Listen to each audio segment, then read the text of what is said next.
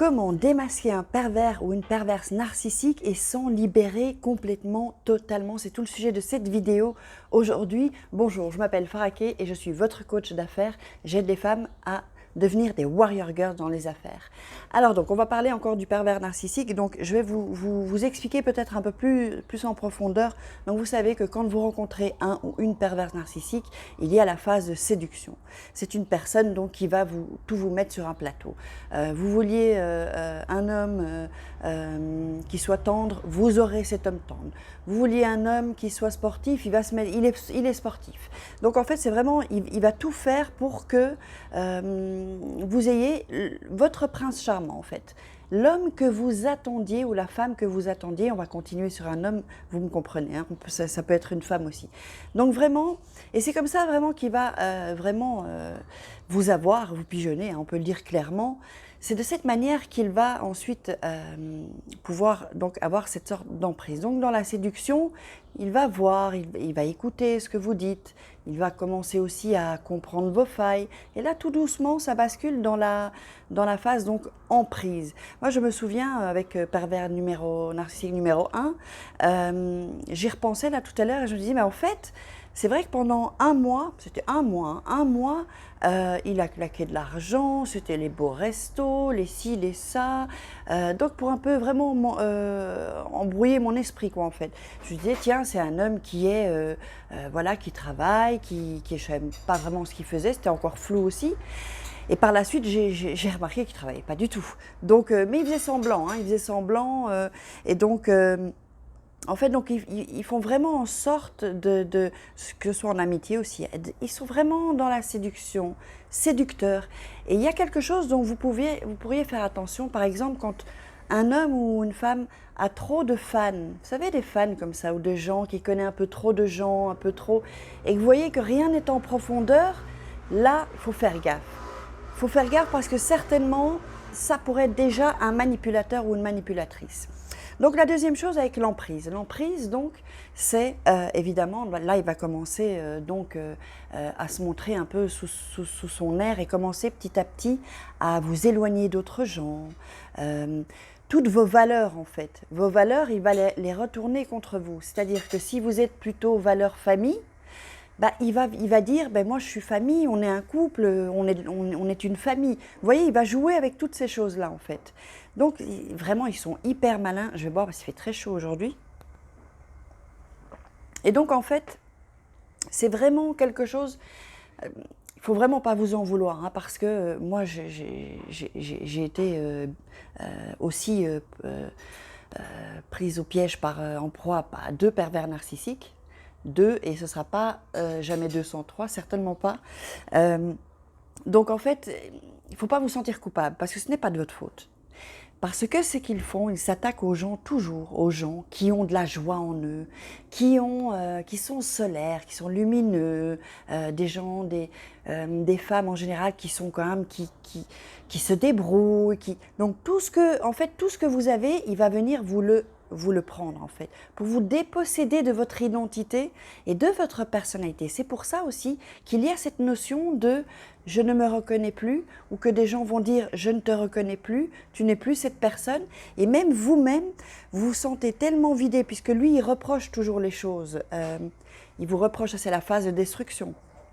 Lui, il vous reproche des choses en fait qui devraient se reprocher à lui-même. Par exemple, tu es jalouse. En fait, c'est lui qui est jaloux. Et donc, toutes les choses négatives qu'il a vis-à-vis de lui, il vous les rejette. Il projette tout ça sur vous. Donc, vous commencez à devenir négatif. Vous commencez à déprimer. En fait, c'est vraiment un déversage une poubelle, quoi, en fait. Toutes ces saloperies, il va vous les filer. Il va vous les refiler. C'est comme une maladie, c'est comme par exemple la varicelle, voilà, ça s'attrape comme ça. On est en contact avec quelqu'un qui a la varicelle, et bien il vous la chope. Et lui, c'est comme s'il n'a plus la varicelle ensuite. Vous voyez ce que je veux dire? Donc il vous transmet la varicelle, hein, pour vous faire une idée, et ensuite, comme ça, il n'a plus la varicelle. En fait, c'est ça qui se passe en fait. Et donc lui, il est plus ou moins bien puisqu'il projette tous ces déchets, toutes les choses négatives en lui ça va vers vous, c'est pour vous en fait. Et c'est pour ça que vous vous sentez mal. Et donc vous perdez votre identité, vous ne savez plus vraiment qui vous êtes. Tout ce qui ensuite faisait que vous étiez cette personne, donc des traits de votre personnalité, n'existe pratiquement plus. Cette flamme que vous aviez à l'intérieur, elle s'éteint petit à petit.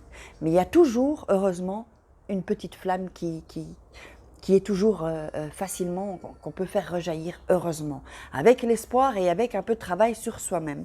Donc quand il est dans la phase de destruction aussi, il faut savoir, et même dans l'emprise, ils sont très très méchants et ils font très peur. Parce qu'en fait, qu'est-ce qui se passe? Pourquoi ils font peur? Parce que ce sont des personnes qui en un coup pètent un câble. Et ça fait peur parce qu'on n'a pas l'habitude. Et comme nous sommes dans l'empathie et qu'en général, on aime bien faire plaisir aux gens, on aime bien aider les gens un peu trop, c'est d'ailleurs ça qu'il faut travailler aussi.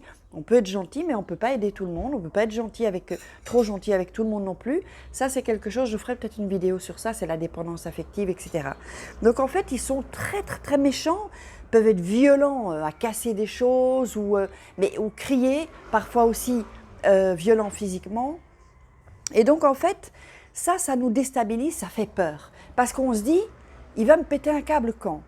Donc du coup, on n'ose pas trop la ramener, hein, on se tait un peu, on laisse parce que, évidemment, on est aussi dans un état de sidération, tellement c'est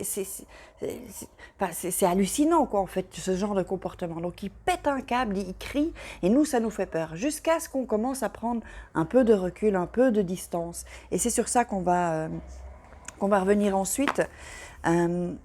Alors, si je vais faire une petite parenthèse, si vous voulez aller plus loin, il y a donc le programme que j'ai fait donc pour sortir de l'emprise du pervers narcissique ou d'une relation toxique. Vous cliquez en bas dans la description, il y a un lien en bleu et donc vous tomberez sur cette page. Si vous voulez un coaching privé avec moi, alors pour des personnes qui sont motivées et des personnes aussi qui veulent investir financièrement. Je le précise parce que beaucoup de gens pensaient que c'était gratuit.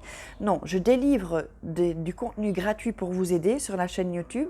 Et puis, il y a une partie que je délivre dans les coachings et dans les programmes que je fais. Donc en fait, il faut bien que vous sachiez que le métier d'un pervers ou d'une perverse narcissique, c'est d'apprendre à manipuler. C'est-à-dire que vous n'imaginez même pas comment eux calculent tout.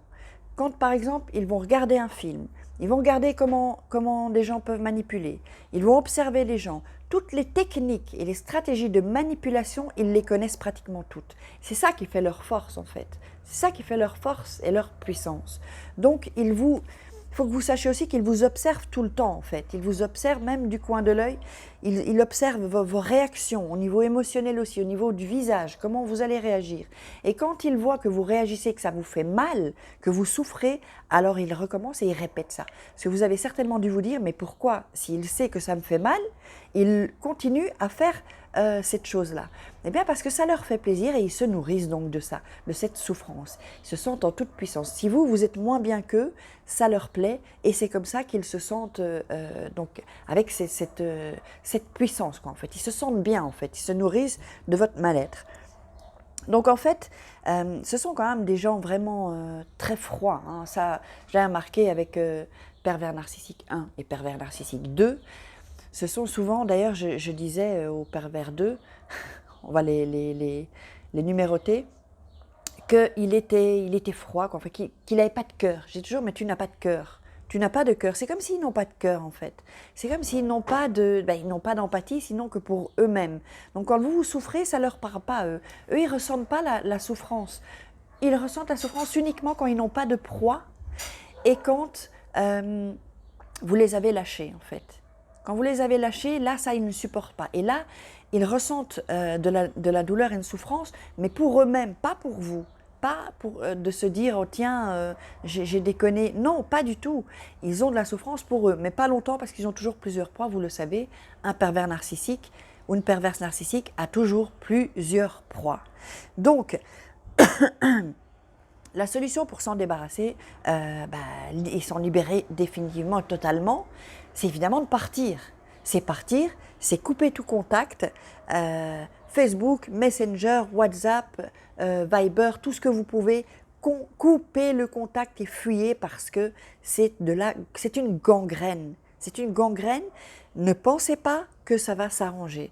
Alors, pourquoi ne pas retourner? Parce ils sont malins. Quand vous partez, ils viennent vous rechercher en fait. Pourquoi ils viennent vous rechercher? Ben parce qu'ils ont besoin de vous. Alors, je sais que j'ai des questions en coaching ou des questions dans les commentaires. Pourquoi il revient? Mais parce qu'il a besoin de vous. Et c'est ça, malheureusement, il a besoin de vous. Ou il sait qu'il peut encore obtenir quelque chose de vous, ben il va revenir. Ils arrêtent de revenir quand vous les avez vraiment démasqués et qu'ils savent que ça ne fonctionnera plus. C'est à ce moment-là. Donc, je sais que s'il y a des enfants, si vous avez des enfants, pardon, avec des pervers narcissiques, si c'est au boulot, là, ce sont des autres cas de figure. Mais la première des choses, c'est s'imposer. C'est s'imposer face aux pervers narcissiques. Que ce soit au travail ou si vous avez des enfants avec cette personne, c'est vous imposer et apprendre à vous respecter déjà vous-même. Parce que quand vous vous respectez, les autres vous respectent. Ce n'est pas à vous de dire je veux que tu me respectes ou un tel doit me respecter. Non, c'est vous-même apprendre à vous imposer, à vous respecter. Et à ce moment-là, dans votre posture de respect pour vous-même, d'amour de vous-même, là, vous vous ferez respecter. C'est comme ça que ça fonctionne. Et le pouvoir, je vais encore le répéter, le pouvoir qu'a le pervers narcissique, c'est parce que vous le lui donnez. Ce n'est pas lui qui le prend. Ce n'est pas lui qui le prend, vous le lui donnez. Donc maintenant, il faut je sais que vous, c'est pas ce qu'on veut pour vous, il faut que vous imposiez, que vous vous défendiez aussi, parce que là, on les déstabilise un peu. Et là, ils commencent un peu à perdre. Et d'ailleurs, vous le verrez parce qu'en général, ils sont très, très infantiles. Hein. Quand un pervers narcissique est démasqué, parce que ce que vous pouvez faire aussi, c'est les balancer devant des gens.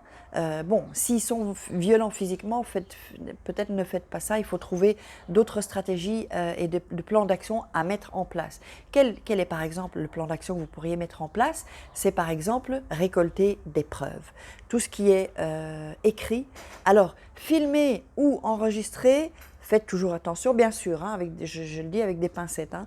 Donc, il faut aussi comment dirais-je, je sais qu'au tribunal, je ne suis pas sûre que ça compte, parce qu'on n'est pas aux États-Unis, je ne sais pas si ça compte les enregistrements ou quand on filme, mais enfin, ce seront toujours des preuves que vous pourrez filer à des gens autour de vous pour montrer comment il est, parce qu'évidemment, il n'est pas trop comme ça devant les autres personnes. Il se montre très gentil, très, très avenant, très séducteur, très gentleman parfois. Ça, je l'ai vu de mes propres yeux.